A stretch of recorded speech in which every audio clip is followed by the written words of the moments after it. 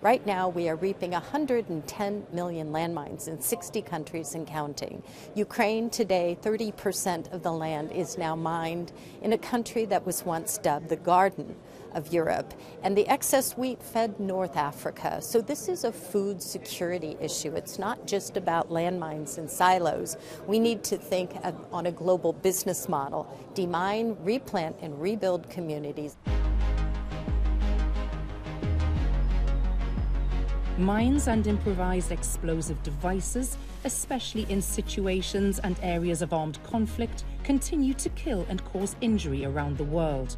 The third international conference on mine action took place in Baku and Zangilan in Aserbaidschan, a nation that's among the top 5 most heavily mine-contaminated countries globally.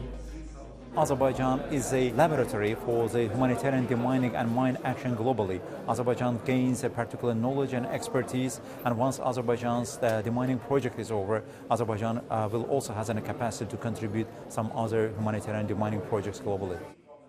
More than 300 representatives from 75 countries came together to discuss ways of mobilizing financial resources for mitigating the environmental impact of landmines and other explosive remnants of war.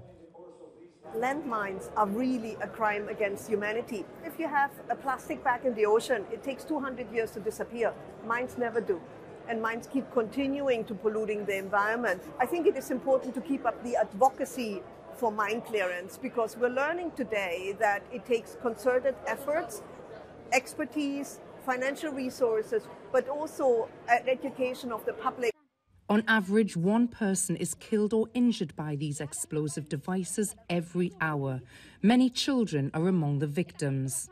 I have walked the minefields of the world, and every time you go into a minefield, they ask you your blood type. It's a defining moment. I'm a mother of 4, and I take my footsteps very, very, very seriously. But how dare I not, on behalf of children, innocent children, it takes 8 pounds to detonate a landmine. That's the average weight of a newborn child. So as a mother and a grandmother, I think this global call to action from the heart of Karabakh to the world. Currently, it's estimated that there could be up to 110 million landmines in over 60 countries worldwide, with a further 2 to 5 million mines being laid every year. In Azerbaijan, the deployment of female deminers is now increasingly common. I think that all work is dangerous, but we first choose our work and we believe ourselves and we do our work. We want to follow us land, and we now work in Ardam. I was born in Ardam. My mother and father was born in Ardam. Yes, and I'm so proud to work in my homeland.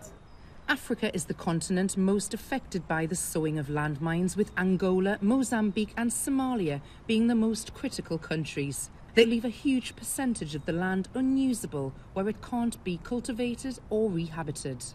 Mines pose a serious threat to the local affected population.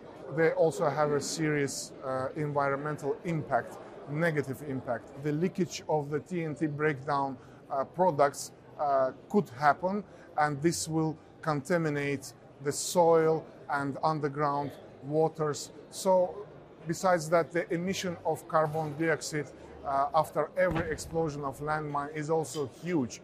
So one anti-tank landmine after its explosion will emit 29 kilograms of carbon dioxide. The conference also saw calls for strengthening of international partnerships in the field of humanitarian demining. The donor community must pay much more attention to allocating some funds, especially to those countries who are mostly affected by this, because without addressing this issue on a global scale, it wouldn't be possible to deal with this in separate countries. Azerbaijan made its contribution to this effect by introducing at the national level the 18th SDG, a sustainable development goal, which is humanitarian demining. A call for a more unified response to dealing with global mine issues and a sustainable future.